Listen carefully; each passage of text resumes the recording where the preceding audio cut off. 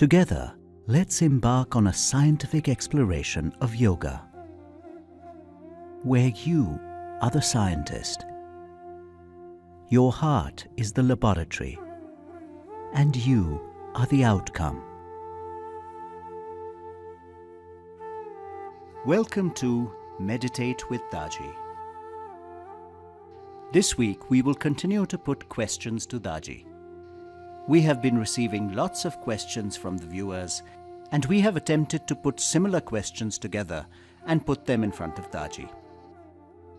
Let's all try and make use of the wisdom and guidance of Daaji as he answers these very common questions that come to all of us. So let's start the question-answer session, and after that, like always, we will meditate with Daaji. The first question for Daaji is, it is said that the Atman or soul is pure and there is no death for it cannot be touched. How then does this pure Atman or soul get involved and entangled in sanskaras? And why does it have to take birth to undergo these samskaras? It's a very profound question, and thank you for asking. I also worried about it, how that pure entity entrapped itself and got jailed by its own creation. Well, when we first got separated from the source, just as there is a child is born to a mother, what happens as soon as the child is born? There is separation, and because of the separation, baby begins to cry. Similar thing happened when the soul was separated. Soul without body did not cry, but it had a certain level of consciousness. It felt, I am all alone. The fear started. And this fear is a common sanskar in all living humans or all living beings, be it a bird or a tiger or human. We all share one common sanskar, fear. And out of this fear and sense of individuality, ego developed. Fear and ego, it created a mass, one after the other. Desires crept in also to survive at any cost. It spoiled our consciousness eventually, and we got trapped. There is no way out of this trap that we have created ourselves. But slowly and slowly, as we understand that this fear is only an illusion, there is actually no separation between myself and God, and that's what we call realization. When I actually realize that we are one, then the question of fear does not arise at all. It is when the idea of separation comes, we develop greater fear. It happens in mundane life also. For a married woman, the biggest fear is, what if I am separated from my husband, either by death or via divorce or by circumstances of like war and things like that. So separation of the past as well as the fear of separation in the future, they all create some sort of heaviness within us, and because of all this, we keep on creating more and more samskars. No one can escape the feelings or the reaction mode. Suppose you see a beautiful sari. You may purchase, you may not purchase. But the impression will remain that, oh, I like that sari, and how wonderful it would be if I can buy that sari. It remains as a seed in your mind, something that you miss out, something that you keep wishing all the time, also creates some sort of complexities in your consciousness. Even things like, oh, this is a beautiful flower, I like to possess it, and you pluck it and take it home. I'm just giving you the innocent example of flower. It could be girlfriend, it could be boyfriend, it could be jewelry, it could be house, it could be car. But our constant reactions to our likes and dislikes, attraction and aversion, creates all kinds of samskars, whether we do it or not. So, regulation of thoughts, and as Lord Krishna says, create such a sthita pragya state through meditation so that you don't react to attraction and aversion. You are in yourself well settled. So, you will not form samskars. To me, whether the samskars which are formed, them samskars from the past, how they form, I'm not much worried about it. I'm only worried about how I may not form the future samskar. Whatever has happened in the past, I cannot change it. But I can be careful about my present. You see, recently we were invited by the top officer of Telangana state.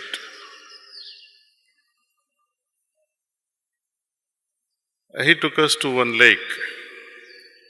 That lake had a lot of problems related to cleanliness, clean water, and he recommended that how we can purify this water to an extent. At least it should not smell, it should become colorless, and if possible, it should become drinkable.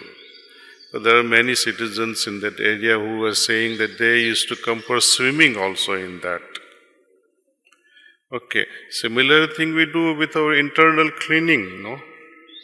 We clean ourselves and try to get rid of samskars that we form on a daily basis. That is the purpose of our evening practice, that the accumulated grossness in the form of complexities and impurities we remove day after day. But the problem in that lake was not so simple. You can purify it, but what if that lake remains continuously, it continuously gets polluted all the time?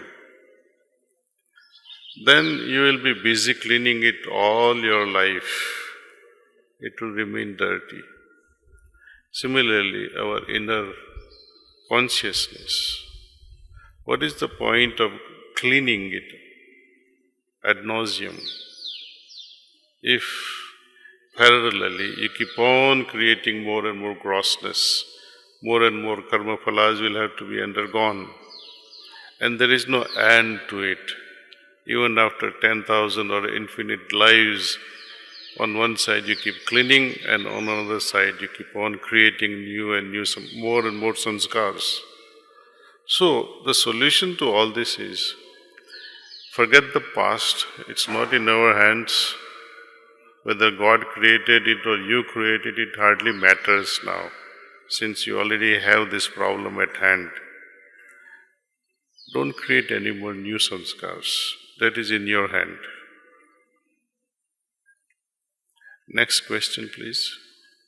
The next question for Daaji is, how do we understand when our soul has been liberated or someone else's soul has been liberated? Does the soul abide after liberation? How does our consciousness become aware of liberation? When do you know your stomach is full? You know it. When do you know that you have finished one chapter and you know everything of that chapter? That also you know it. When do you know that my husband or my wife is having relationship with somebody else? It's very easy to know it. Why am I giving all these fanciful examples? Is to emphasize one thing, that nothing escapes our knowledge, nothing whatsoever.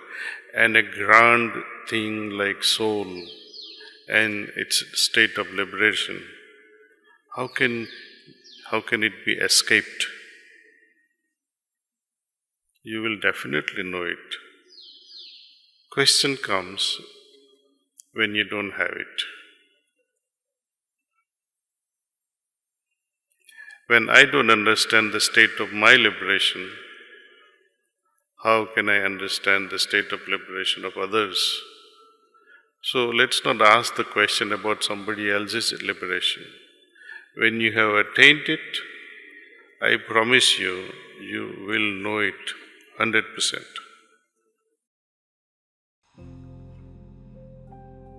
Now, let's all meditate with Daaji. You all know how to meditate, and perhaps some of you do not really know how to meditate and joining us for the first time. This is how we meditate. Heartfulness way of meditation. It's very simple. Feel relaxed. Remove all the distractions if you might have. Something like phones. And focus on the presence of divine light in our heart. Think that this divine light is attracting your attention inward,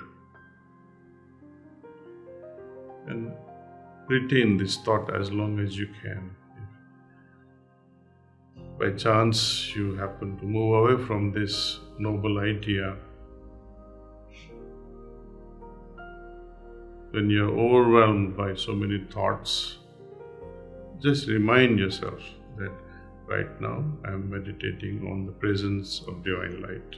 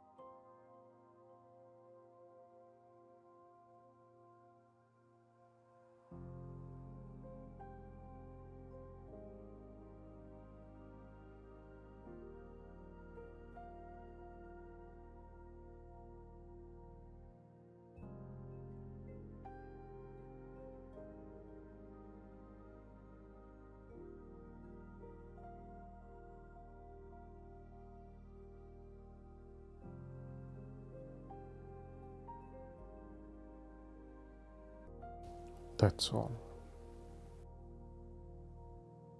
Please make a note of how you felt. Let's write our observations.